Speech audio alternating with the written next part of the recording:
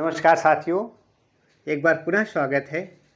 आधुनिक भारत के इतिहास की श्रृंखला की अगली कड़ी में हम लोग आंग्ल अफगान युद्ध के बारे में पढ़ेंगे। जैसा कि अभी पीछे हमने आंग्ल नेपाल युद्ध और अन्य बातों को देखा, ठीक उसी तरह से यहाँ पे सब संभव होता है यदि इच्छा निश्चय में बदलती है। फूल अगर संकल्प करे कांटों में राह निकलती है। तो आइए, ये चार्ल्स नेपियर जो सिंध में रेजिडेंट बनकर आया था और लॉर्ड एल्गिन के ज़माने में एक बहुत बड़ा रणनीतिकार राजनीतिकार था। और ये आता है, ये जब ये लॉर्ड एल्गिन के समय में 1843 ईस्वी में ये नियुक्त होता है। 1843 ईस्वी में लॉर्ड एल्गिन के समय में लॉर्ड एल्गिन के समय नियुक्त होता है। और ये कहता है, थोड़ा सा मैं आगे आंग्ल अफगान संघर्ष को बताऊं उसके पहले जरा बताऊं कि बोलता है कि ये जो सिंध का विलय कोई एकाकी घटना नहीं थी, कोई केवल सिंगल घटना थी, ऐसा नहीं है। यह तो आंग्ल अफगान युद्ध की केवल पूंछ मात्र है।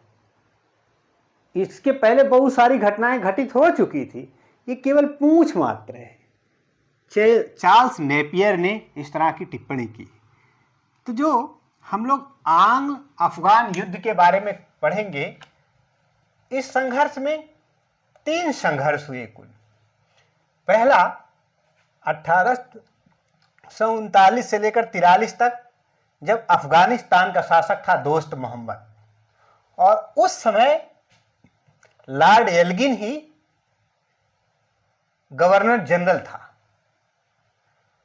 लेकिन जब दूसरा संघर्ष हुआ, अफगानिस्तान का शासक था शेर अली, और उस समय तक समय बदल चुका था। 1878 से 80, यानी तो ताज का शासन आ चुका था।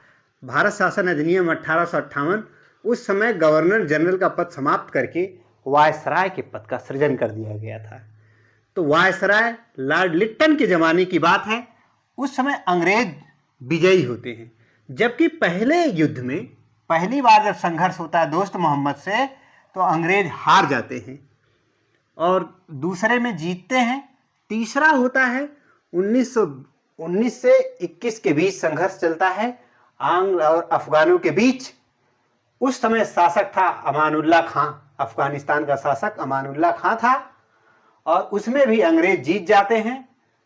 तब जाकर के इस युद्ध की समाप्ति 1922 में एक समझौते के तहत होती है। तो हम लोग एक एक युद्ध के बारे में या एक एक संघर्ष के बारे में अध्ययन करेंगे। ये इसकी कह लीजिए ब्लूप्रिंट या सिनॉप्सिस समझ लीजिए, एक समरी हो गई। अब हम शुरू करते हैं। प्रथम आंग्ल अफगान संघर्ष, तो इसे मिटाएंगे।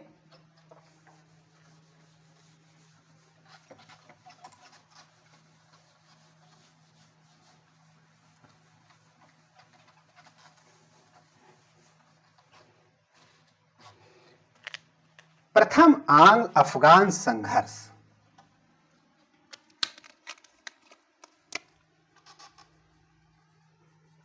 प्रथम आंग्ल अफगान संघर्ष।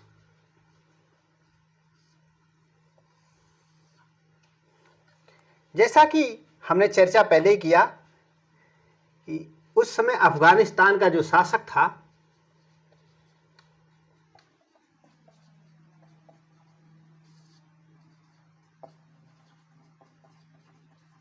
उसका नाम था दोस्त मोहम्मद। दोस्त मोहम्मद की दोस्ती नहीं चली अंग्रेजों से, अंग्रेजों को लताड़ डाला था इन्हें। 1838 की अभी त्रिकुट संधि हम लोगों ने देखा, तो उस संधि के अनुसार जो 1838 की त्रिगुट संधि थी, जिसमें महाराजा रणजीत सिंह, अंग्रेज और शाह शुजा तीनों लोगों के बीच हुई थी संधि, उसमें शाह शुजा को अफगानिस्तान का शासक बनाए जाने का संकल्प लिया गया था। ऐसी बात त्रिगुट संधि में 1838 में हुई थी। तो जब ये त्रिगुट संधि हो गई थी, त्रिगुट संधि के फलस्वरूप, या मैं इस बात को फिर से लिख दूं कि 1838 में हुई त्रिगुट संधि के अनुसार शाह शुजा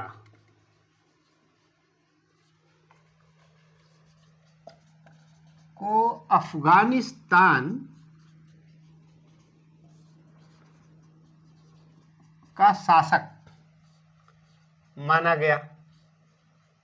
मतलब अंग्रेजों ने बना दिया, लेकिन ऐसे में बात नहीं बनती है। वो तो बन जाता है, लेकिन अंग्रेज क्या करते हैं 1839 ईस्वी में, ये तो संधि में तय हुआ था कि बनाया जाएगा। 1839 ईस्वी में अंग्रेजों का अफगानिस्तान पर प्रथम आक्रमण हुआ। अंग्रेजों का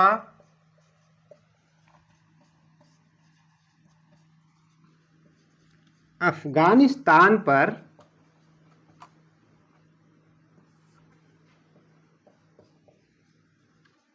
प्रथम आक्रमण हुआ।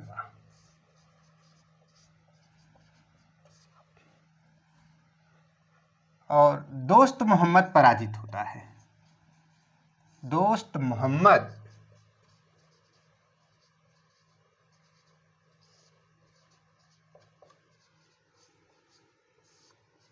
पराजित हुआ। जरा देखिए, इसे हटाकर शाह शुजा को शासक बनाया गया। इसे हटाकर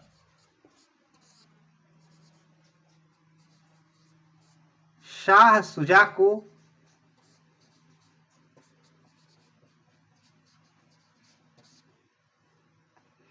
बनाया गया।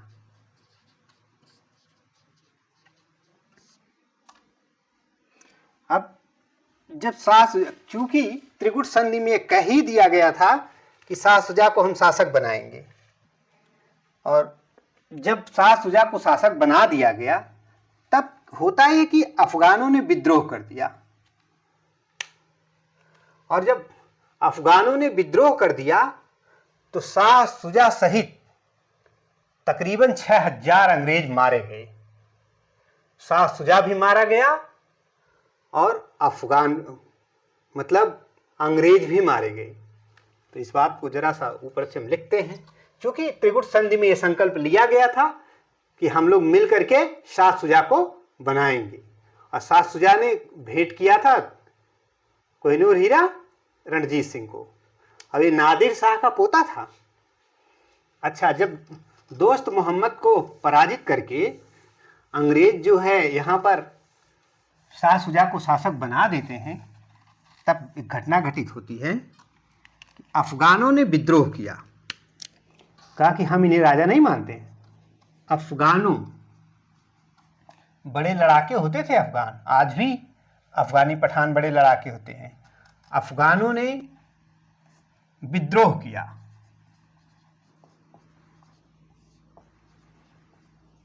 विद्रोह किया अलेक्जेंडर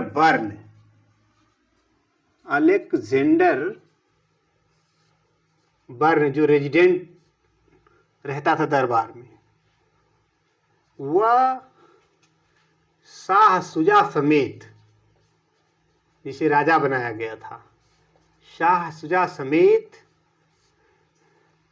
लगभग 6000 अंग्रेजी समर्थक मारे गए। लगभग 6000 अंग्रेजी समर्थक मारे गए।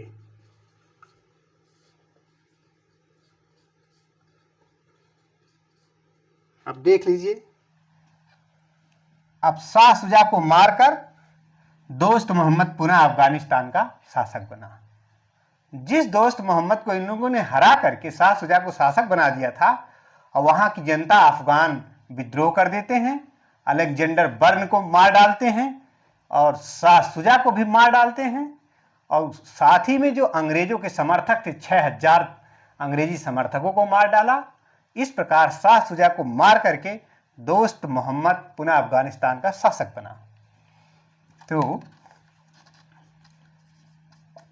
शाह शुजा को मारकर पुनः दोस्त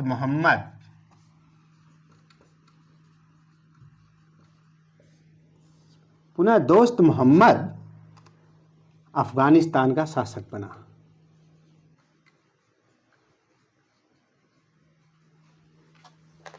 अफगानिस्तान का शासक बना।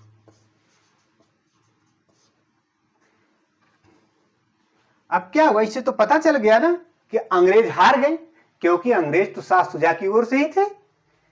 तो प्रथम इसमें होता है कि 1843 से 76 तक ये घटना याद तक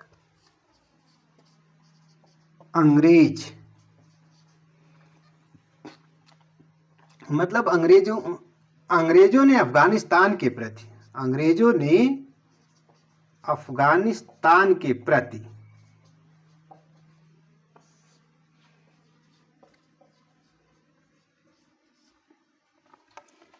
कुशल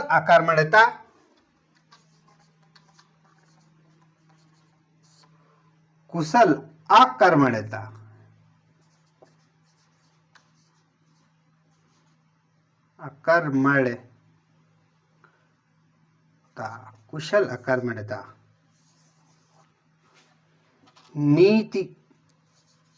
नीति का पालन किया।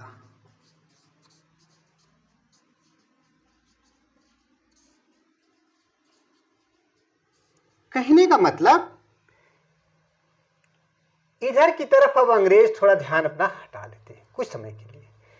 43 के बाद से लेकर 76 तक कुछ नहीं बोलते हैं। होता है इस नीति का व्यवस्थित रूप जो आया, व्यवस्थित स्वरूप जॉन लॉरेंस के समय प्रकाश में आया। एक अंग्रेज था जॉन लॉरेंस, उसी के समय ये बात आई। सर जॉन लॉरेंस ने ये नीति लाया था कि इस समय शांत माहौल, एकदम शांत हो जाओ, ये लोग शांत हो जाएंगे, फिर मौका देखकर वार करेंगे। तो 76 तक कुछ नहीं बोलते हैं। फिर शुरू होता है द्वितीय आंग्ल अफगान संघर्ष। तो इसे मिटा देते हैं।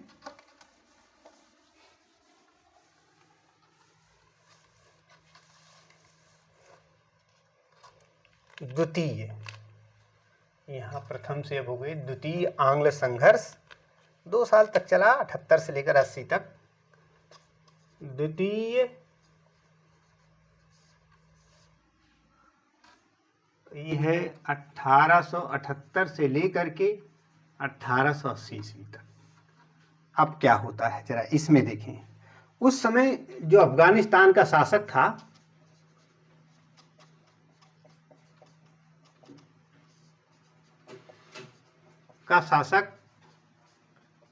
शेर अली।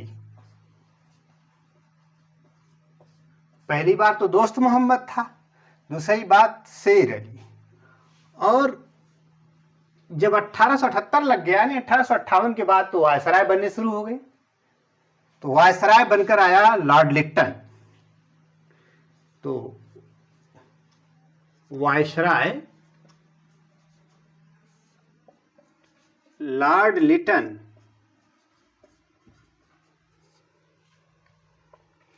ने आक्रामक नीति का पालन किया।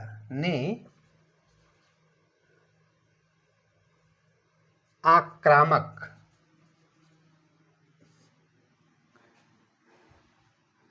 नीति का पालन किया।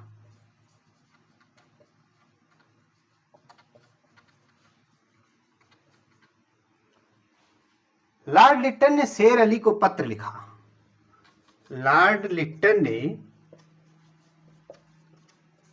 ने शेर अली, वही अफगानिस्तान का जो शासक है, शेर अली को चिट्ठी लिखा, को पत्र लिखा कि अपने यहां हमारा एक अंग्रेज रेजिडेंट नियुक्त करिए। लिखा कि अपने यहां, मतलब अफगानिस्तान में, अपने यहां हमारा एक अंग्रेज रेजिडेंट नियुक्त करिए।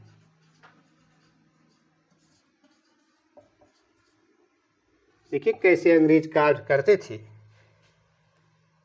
शेर अली ने सीधे सीधे मना कर दिया। तो शेर अली के मना करने पर, शेर अली ने मना कर दिया, कहा कि हम नहीं रेजिडेंट रखेंगे। मना करने पर लिट्टन ने क्या करता है, लिट्टन ने आक्रमण कर दिया।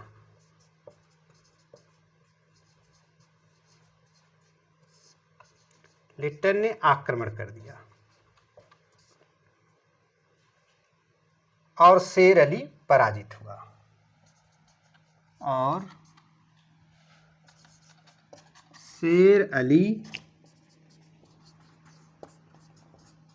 पराजित हुआ।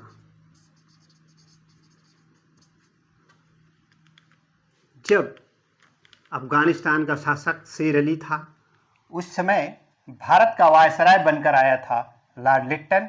लॉर्ड लिट्टन एक चिट्ठी लिखता है और उस चिट्ठी में कहता है शेर अली को कि अपने दरबार में हमारा एक रेजिडेंट नियुक्त कीजिए। शेर अली पहले का देखा हुआ था कि पहले रेजिडेंट आप नियुक्त करके क्या क्या किए हैं। शेर अली ने सीधे मना कर दिया, और जब शेर अली ने मना किया तो ये आक्रामक हो गया। तुरंत लॉर्ड लिट्टन ने सेना भेज के चढ़ाई कर दी। इस तरह से शेर अली पराजित हो जाता है। जब शेर अली पराजित हो जाता है तो पराजित होकर रूस भाग गया। अब देखिए कैसे कैसे मोड़ लेती है घटना। शेर अली पराजित होकर रूस भाग गया। शेर अली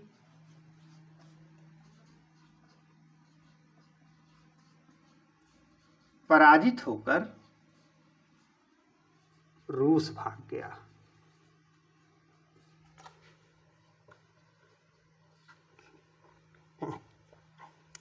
उसकी जगह उसके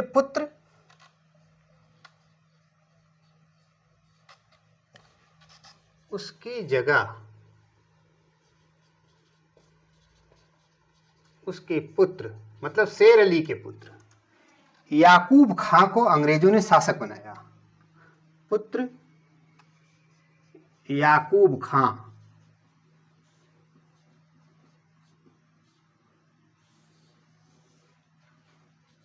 को अंग्रेजों ने शासक बनाया।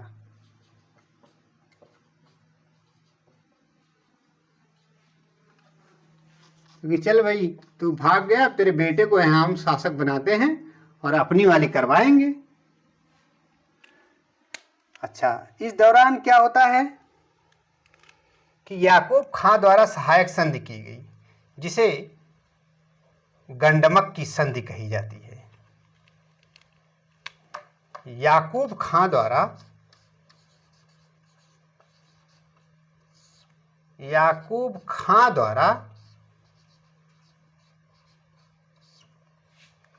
1879 में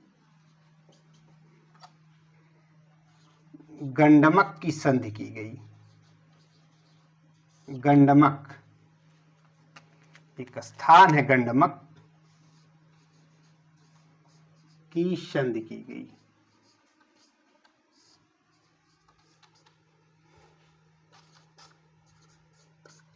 तो प्रश्न ये बनता है कि गंडमक की संधि किसके किसके बीच हुई? तो याकूब खां और अंग्रेजों के बीच हुई थी। और इस संधि की जो शर्तें थी, जरा उस शर्तों के बारे में लिखे ऊपर। तो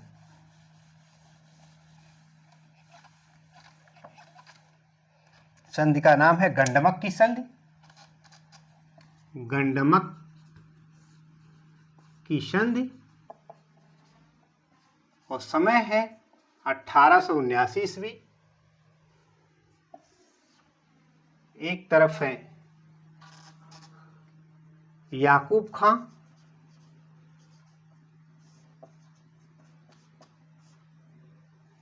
शेर अली का पुत्र है। ये किसका पुत्र है? शेर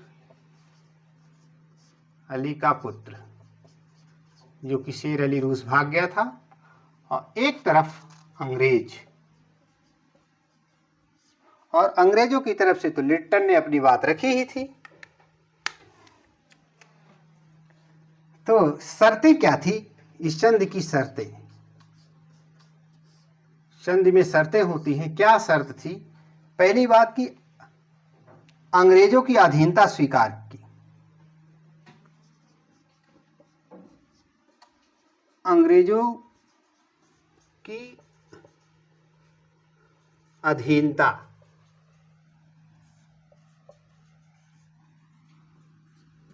स्वीकारना पहली शर्त थी।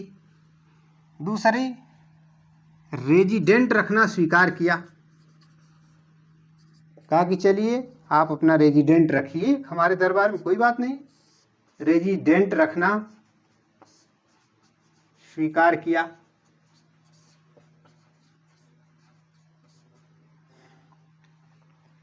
और 6 लाख रुपए प्रतिवर्ष याकूब को अंग्रेज देंगे। अंग्रेजों ने कहा कि 6 लाख रुपए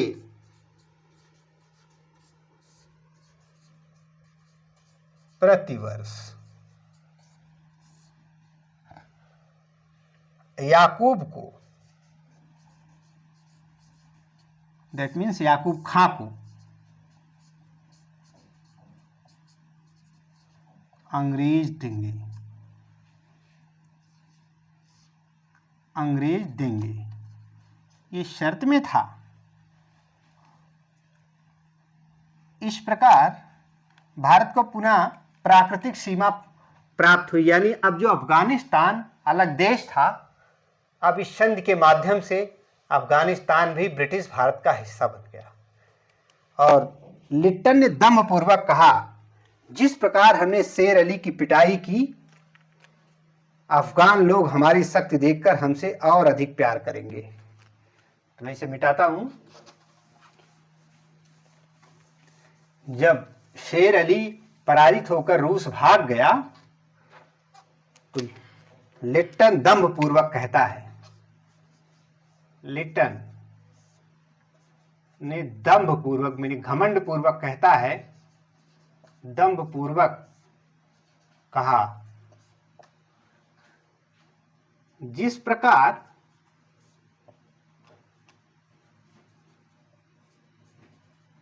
हमने शेर अली की पिटाई की,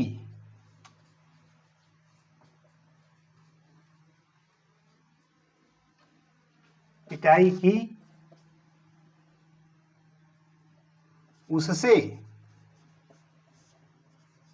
भयभीत होकर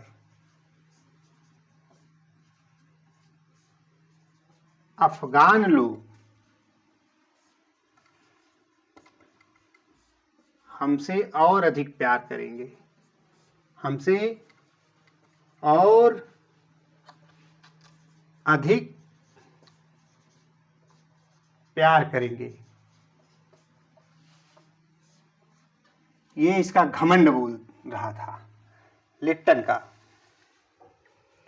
अब लेकिन होता क्या है, उसी दौरान अफगानों ने पुनः विद्रोह कर केवनगिरी नामक अंग्रेज रेजिडेंट की हत्या कर दी। केवनगिरी या केवनगरी कह सकते हैं।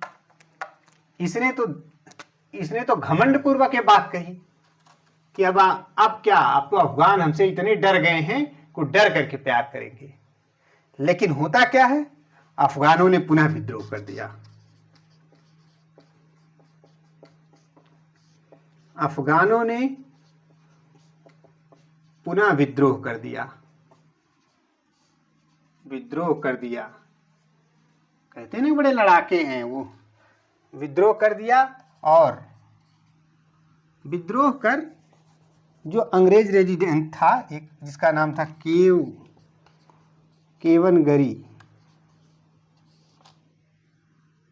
केवनगरी नामक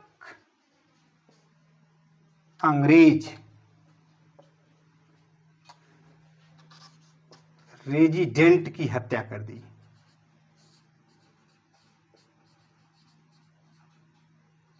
हत्या कर दी।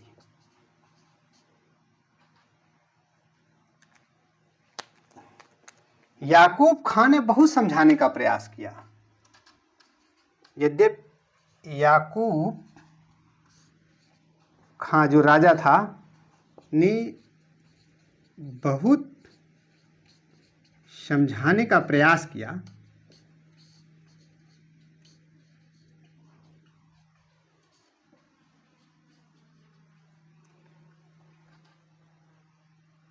परंतु अपने लोगों से ही त्रस्त आकर अंग्रेजों की शरण में चला गया। परंतु अपने लोगों से ही त्रस्त होकर, अपने लोगों से ही त्रस्त होकर यानी परेशान होकर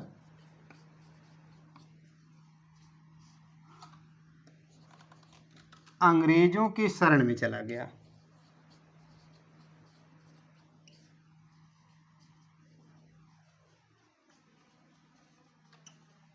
हुआ ये कि पिता इसका शेर अली रूस भाग गया। जब याकूब खां को अंग्रेजों ने बैठा दिया तो फिर अफगानों ने विद्रोह कर दिया, कहा हमें मंजूर नहीं है। केवनगरी नामक रेजिडेंट की हत्या कर दी। और याकूब खां बहुत कोशिश किया अपने लोगों को समझाने के लिए। जब अफगान इसके ऊपर भी भड़क गए तो डर के मारे अंग्रेजों की शरण में चला गया। अब याकूब खां क्या कहता है, इसका कमेंट क्या है आता है।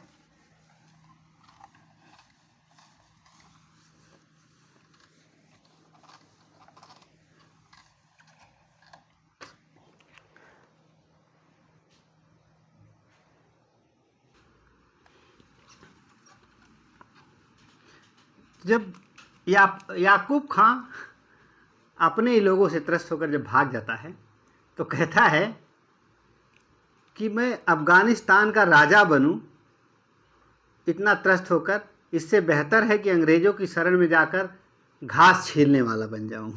याकूब खां का ये स्टेटमेंट है। याकूब खां,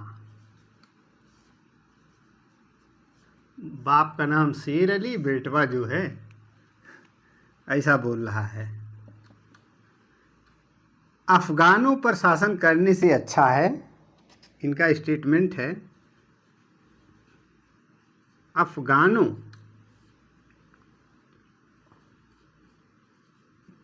पर शासन करने से अच्छा है कि मैं अंग्रेजों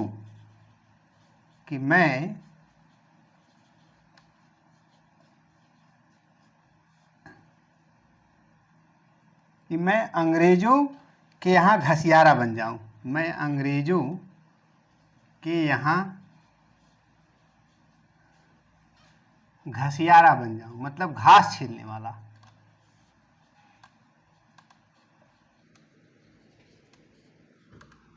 बन जाऊं, ये है याकूब खां का स्टेटमेंट। और तब 1893 ईस्वी में लैंसडाउन वायसराय बनकर आता है। 1893 ईस्वी में लॉर्ड लैंसडाउन वायसराय बनकर आया और इसने एक अफगानिस्तान और ब्रिटिश भारत के बीच सीमा निर्धारण के लिए एक आयोग गठित किया, एक समिति बनाया, और उस लाइन को डूरंड लाइन कहा जाता है, डूरंड रेखा। तो इस बात को लिखे हम कि 1893 तिथि याद होनी चाहिए। 93 में Lansdowne viceroy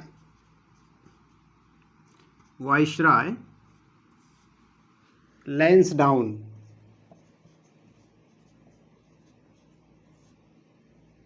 viceroy Lansdowne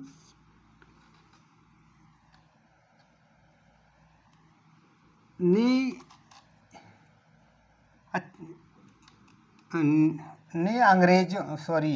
Durand सीमा रेखा निर्धारित की, ने डूरंड सीमा रेखा निश्चित करने हेतु भेजा, यानी डूरंड को, ये डूरंड को सीमा रेखा निश्चित करने के लिए भेजा, निश्चित करने के लिए भेजा। तो आज भी प्रश्न बनता है, भारत और अफगानिस्तान के बीच जो सीमा रेखा उसे डूरंड सीमा रेखा कहते हैं। जो पीओके वाला हिस्सा है उसी से लगा हुआ 106 किलोमीटर के आसपास उसे डूरंड लाइन आज भी भारत और पाकिस्तान के बीच विवाद का विषय रहती है ये। और इधर क्या होता है कि जब ये याकूब खां जब छोड़ के भाग जाता है तो अंग्रेज एक दूसरे व्यक्ति को उठा के गद्दी पर बैठा देते हैं। याकूब के स्थान पर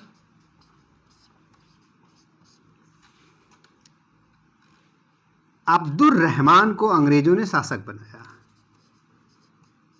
अब्दुर रहमान को अंग्रेजों ने शासक बनाया। तो इस प्रकार द्वितीय आंग्ल अफगान संघर्ष समाप्त होता है। और एक बात इसमें रह जाती है कि 1907 में ब्रिटेन और रूस के मध्य समझौता हुआ। 1907 में, क्योंकि वहीं भाग के गया था शेर अली। 1907 में ब्रिटेन तथा रूस के मध्य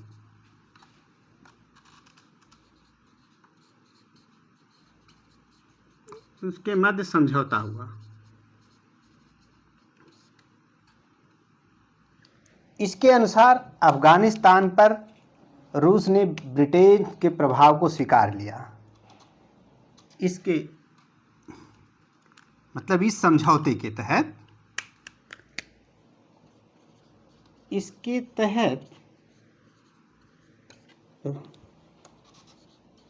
रूस ने अफगानिस्तान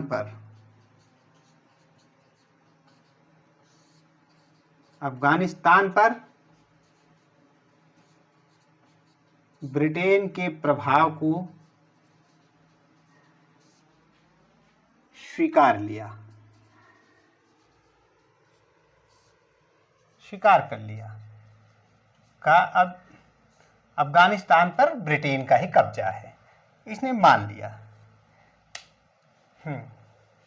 लेकिन अब आता है द्वितीय आंग्ल अफगान संघर्ष के बाद तृतीय आंग्ल अफगान संघर्ष।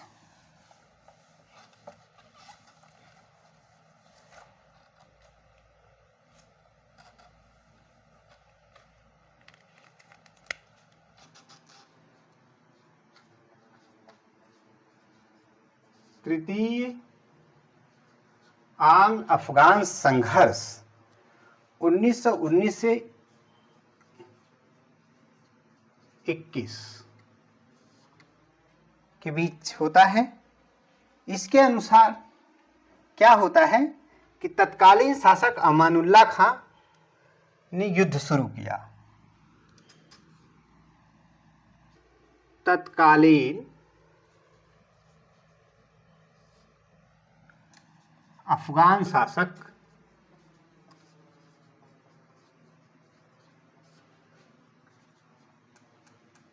अमानुल्लाह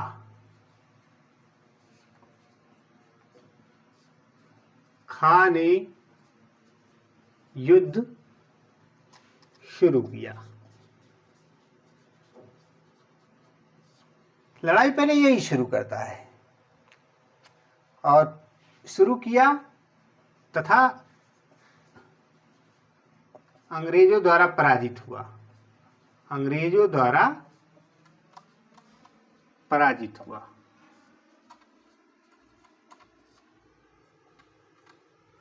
और ये युद्ध की समाप्ति रावलपिंडी की संधि होती है। उस रावलपिंडी की संधि के साथ समाप्त होती है। तो एक संधि है जिसका नाम है रावलपिंडी की संधि। ये रावलपिंडी पाकिस्तान में पड़ता है इस समय। रावलपिंडी की संधि, रावलपिंडी की संधि, और ये संधि होती है 1921 में। युद्ध तभी समाप्त होता है, कोई भी युद्ध इसी तरह से समाप्त। इस संधि के अनुसार इस शर्तें क्या थी?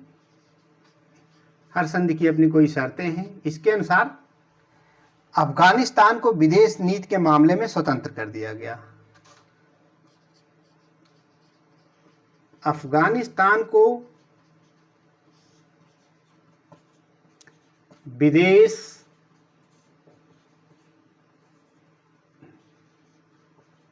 नीति के मामले में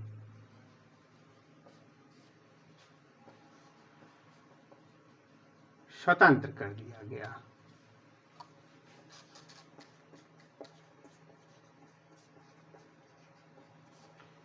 कर दिया गया। और इसका मतलब यह हुआ कि अन्य मामले तो भले अंग्रेज हस्तक्षेप करेंगे, लेकिन जब जो विदेश मामला एक्सटर्नल अफेयर्स मिनिस्ट्री वाला भाग है उसमें अफगानिस्तान अपना खुद देखेगा। ये अपना रेजिडेंट या अपना दूत अन्य दूतावास में भेजेगा। तो इसके तहत ये हुआ कि 1922 में 1922 ईस्वी में वायसराय लॉर्ड रीडिंग के समय अब आ गया नया viceroy Lord reading. Viceroy Lord reading के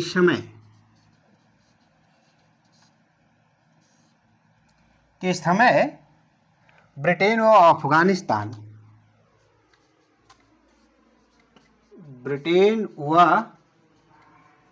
अफगानिस्तान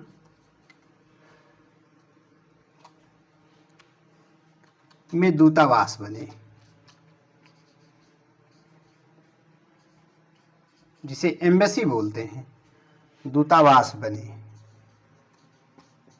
बने अर्थात राजनयिक संबंध स्थापित हुए। राजनयिक संबंध स्थापित हुए, यानी ब्रिटेन का एक हाई कमिश्नर या उसका एक दूत, एक रेजिडेंट अफगानिस्तान में रहेगा और अफगानिस्तान का ब्रिटेन में रहेगा। इस तरह से आज भी दूतावास सबके बने रहते हैं। इस तरह से हम लोगों ने देखा कि तीनों आंग्ल अफगान संघर्ष समाप्त होते इस अध्ययन में। अब हम लोग देखेंगे सिक्किम के बारे में जरा सा। सिक्किम पर अधिकार।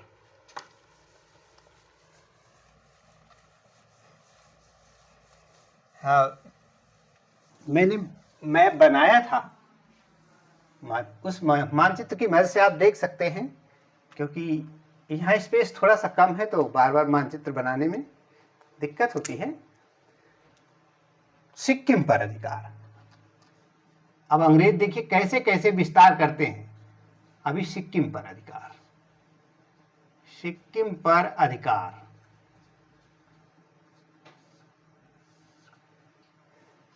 इसमें क्या क्या घटनाएं घटित होती जरा देखें। पहली बात कि 1849 में सिक्किम पर आक्रमण कर पराजित किया। कारण कि यहाँ के शासक ने इनके साथ दुर्व्यवहार किया था, ऐसा माना जा रहा था। तो 1849 में सिक्किम पर आक्रमण कर पराजित किया। किसने? अंग्रेजों ने। सिक्किम पर आक्रमण कर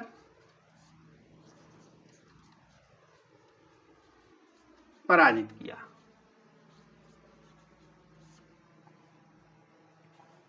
ये कह रहा था कि अंग्रेजों का आरोप था कि सिक्किम हमारे साथ दुर्व्यवहार कर रहा है। और उसी 1849 में ही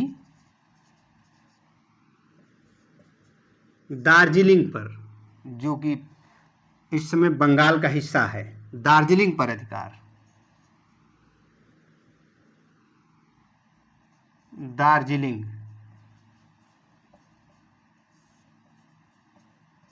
पर अधिकार हो गया। ये सिक्किम के पार्ट हुआ करते थे। फिर 1890 में ब्रिटिश भारत का संरक्षित राज्य। 1890 में ब्रिटिश भारत का संरक्षित राज्य, ब्रिटिश भारत का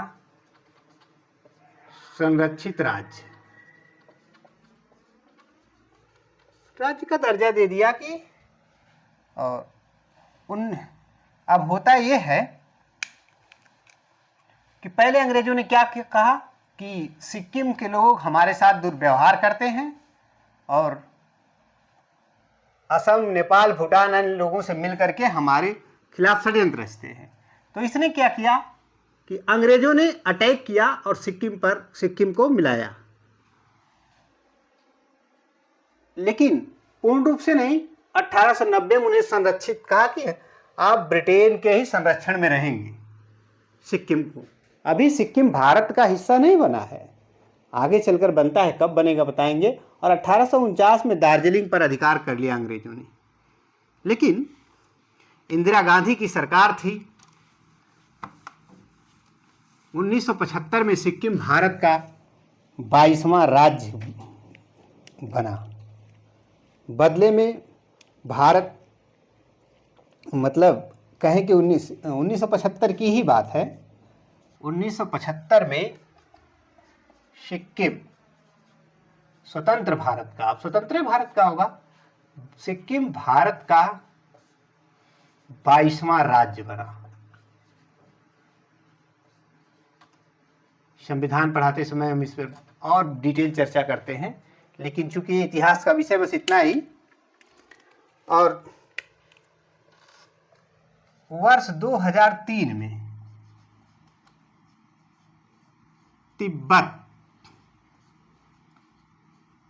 तिब्बत ने भी मान्यता दे दी, या चीन कह दे, तिब्बत क्या बल्कि चीन ने भी मान्यता दे दी कि सिक्किम भारत का हिस्सा है। मान्यता दे दी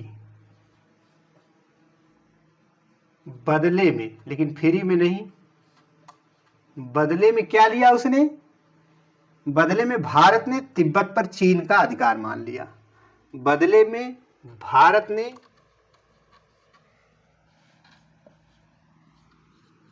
तिब्बत पर चीन का अधिकार मान लिया।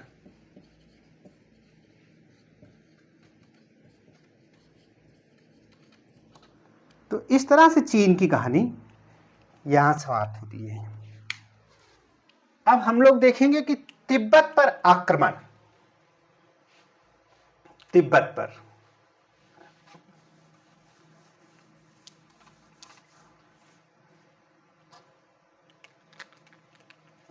जिसे महाभारत में त्रिविष्टप प्रदेश कहा गया है। ये महाभारत में जो त्रिविष्टप प्रदेश कहा गया है वही तिब्बत है ये। और 1907 में जब ब्रिटेन और रूस के बीच में जो संधि हुई, तिब्बत पर चीन का प्रभाव स्वीकार कर लिया गया था। तो तिब्बत पर आक्रमण की बात हम लोग करें। तिब्बत पर आक्रमण, अभी हम जो भी बात कर रहे हैं अंग्रेजों से संबंधित। अंग्रेजों ने किसी को छोड़ा थोड़ी, इतने तेज थे। और इस तिब्बत को महाभारत में, इस तिब्बत को महाभारत में त्रिविष्टप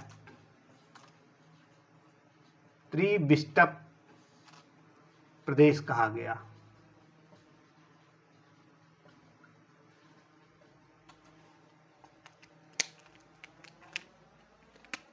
देखते इसमें क्या बात होती है।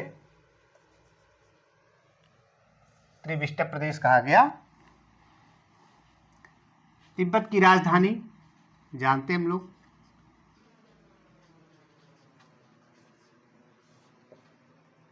ल्हासा।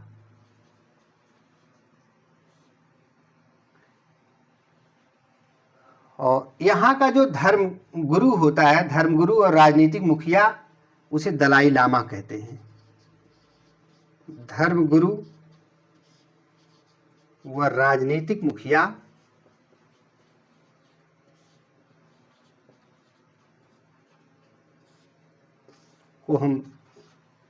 को दलाई लामा कहा जाता है।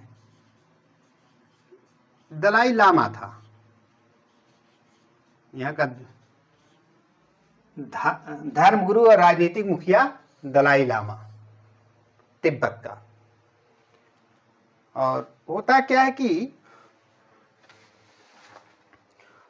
1903 में कर्जन ने यंग हसबैंड को संधि हेतु ल्हासा भेजा। 1903 में तब आ गया था लॉर्ड कर्जन। 1903 ईस्वी में कर्जन ने,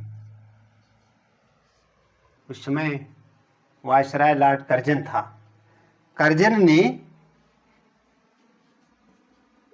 यंग हसबैंड, एक व्यक्ति का नाम है, यंग हसबैंड,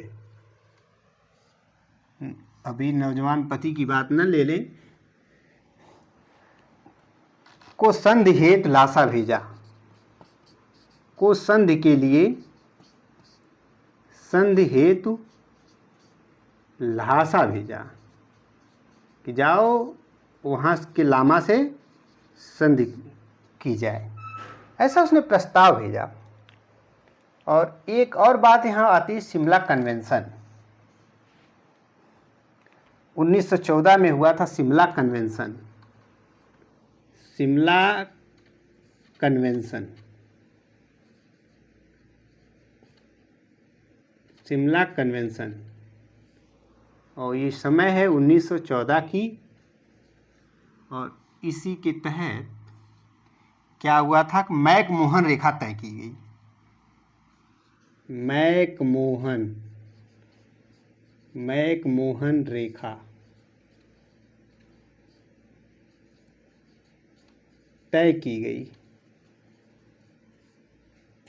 सवाल पूछा जाता है कि भारत और चीन के बीच अंतर्राष्ट्रीय सीमा रेखा का नाम मैकमोहन रेखा है, जो कि शिमला कन्वेंशन 1914 में तय की गई थी। हाँ, अब जब यंग हसबैंड को इसने ल्हासा भेज दिया था कर्जन ने, तो देखते हैं ल्हासा की संधि क्या है।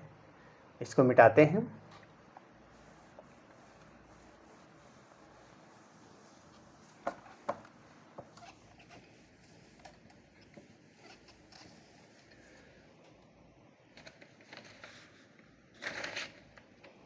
ल्हासा संधि,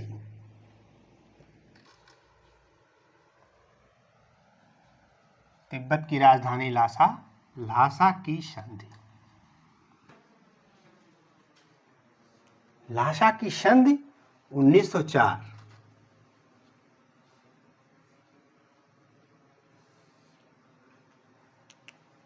इस संधि में क्या हुआ था? ल्हासा की संधि में यंग हस्बैंड ने दबाव डालकर संधि की और दलाई लामा को तो भाग ही गया ल्हासा से।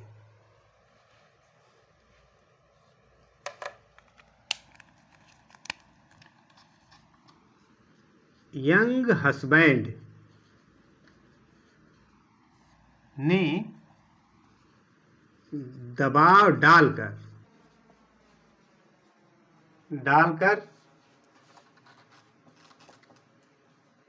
संधि की और दलाई लामा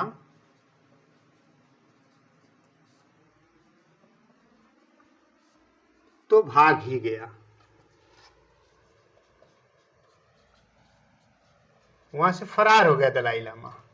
उसे संधि नहीं मंजूर थी, भाग गया। कहां से? ल्हासा से वो भाग गया, ताकि वो ल्हासा में था ही नहीं, निकल गया। जब यंग हस्बैंड पहुंचा इस संधि के लिए तो दलाई लामा ना मानते हुए वहां से फरार हो गया। और इस संधि के अनुसार संधि की शर्तें, पहली शर्त यह है कि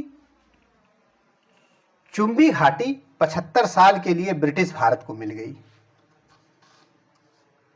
चुंबी घाटी हिमालय में है। चुंबी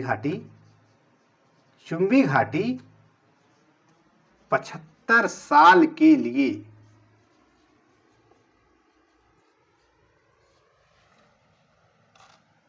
ब्रिटिश भारत को मिल गई।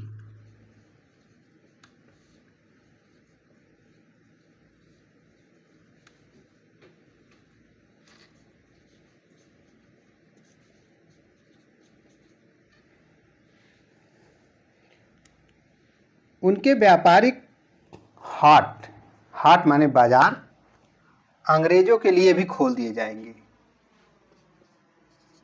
किसके? तिब्बतियों के या तिब्बत के लोगों के। उनके व्यापारिक हाट मतलब बाजार अंग्रेजों के लिए भी खोल दिए जाएंगे। अंग्रेजों के लिए भी खोल दिए जाएंगे।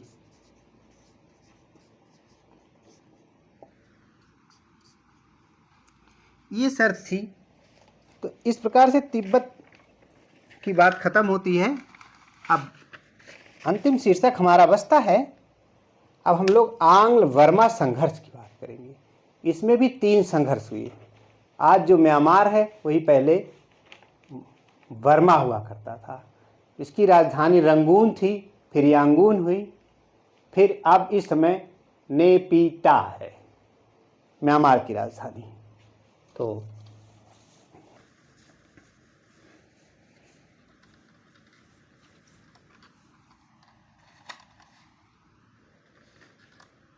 आंग्ल बर्मा संघर्ष। आंग्ल बर्मा संघर्ष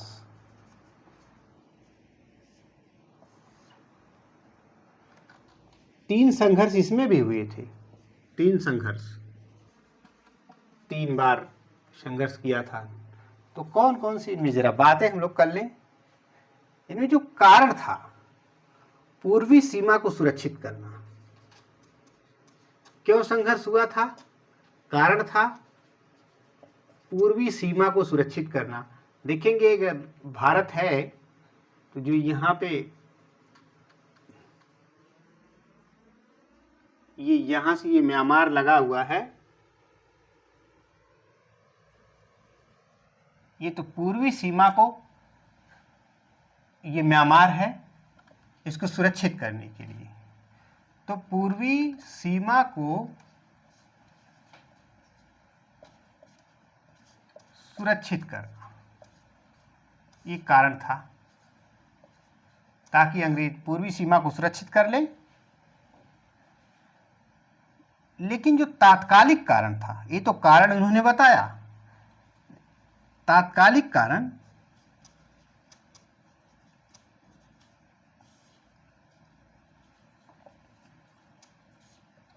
कारण असम मणिपुर पर बर्मा का अधिकार होना, असम मणिपुर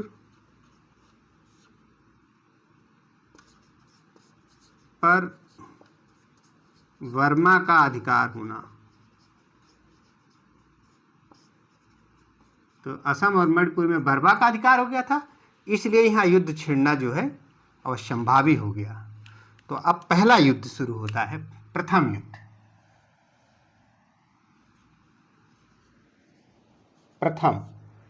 प्रथम संघर्ष शुरू होता है 1824 से 26 तक। 1824 से 26 तक चला। इसमें हुआ कि गवर्नर जनरल लॉर्ड एमहर्स्ट था और यह युद्ध समाप्त होता है एक संधि के तहत। इसके ये संधि का नाम है यांडबू की संधि।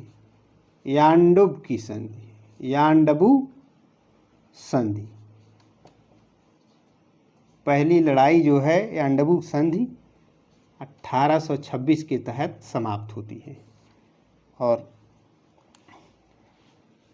इस संधि की जो शर्त हुई, शर्त ये हुई कि असम मणिपुर पर ब्रिटिश भारत का अधिकार हुआ। असम मणिपुर पर ब्रिटिश भारत का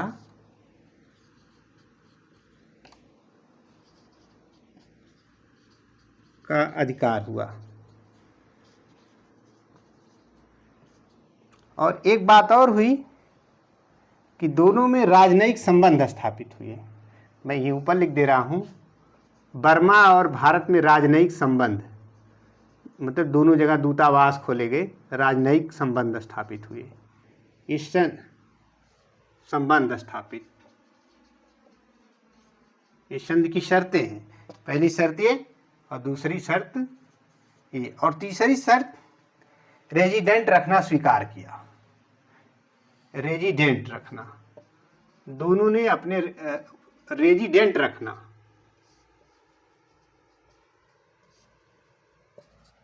तो जो प्रथम आंग्ल बर्मा संघर्ष हुआ था उसका मुख्य कारण ये था, पहली बात तो पूर्वी सीमा को सुरक्षित करना था, दूसरा कि बर्मा ने क्या किया था, असम और मणिपुर पर अपना अधिकार कर लिया था, जिसके फलस्वरूप ब्रिटिश भारत और बर्मा के बीच युद्ध हुआ। तो पहला युद्ध जो होता है उस समय जो अंग्रेज था, लॉर्ड एमहर्स्ट गवर्नर जनरल था, लॉर्ड एमहर्स्ट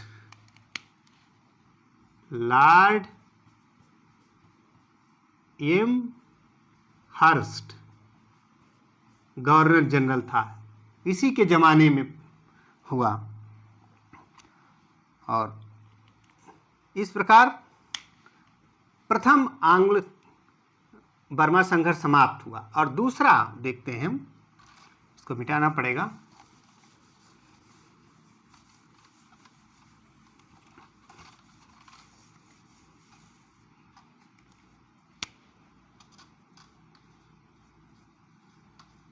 द्वितीय आंग्ल बर्मा संघर्ष, ये 1852 से 53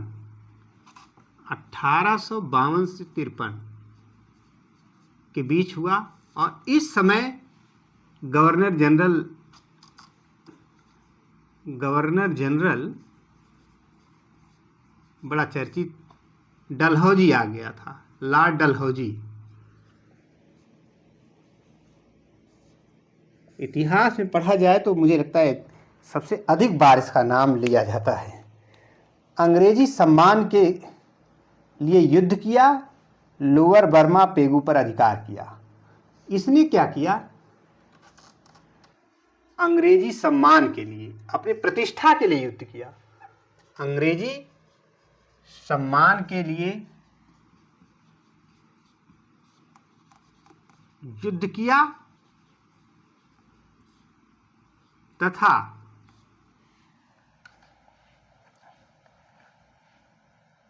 लोअर बर्मा मतलब निचला बर्मा, लोअर बर्मा, बर्मा का जो निचला इलाका जिसे पेगू बोलते थे उस समय, पेगू पर अधिकार किया।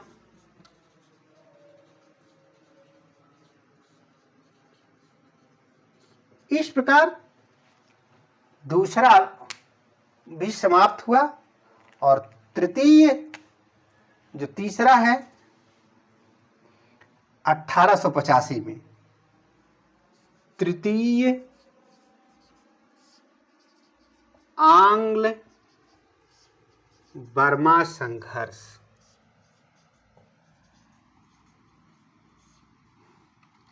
और ये समय है 1885, उसी वर्ष कांग्रेस की स्थापना हुई थी। और इसमें क्या किया, डफरिन ने विलय कर दिया। डफरिन ने, लॉर्ड डफरिन उस समय वायसराय बन के आ गया था। लॉर्ड डफरिन ने बर्मा का भारत में विलय कर दिया। भारत मतलब ब्रिटिश भारत, उसमें ब्रिटिश भारत था, भारत में विलय कर दिया। इस तरह से बर्मा भी ब्रिटिश भारत में मिल गया और यही बर्मा भारत शासन अधिनियम 1935 के तहत जाकर के भारत से आज़ाद होता है। तो आज के लिए इतना ही।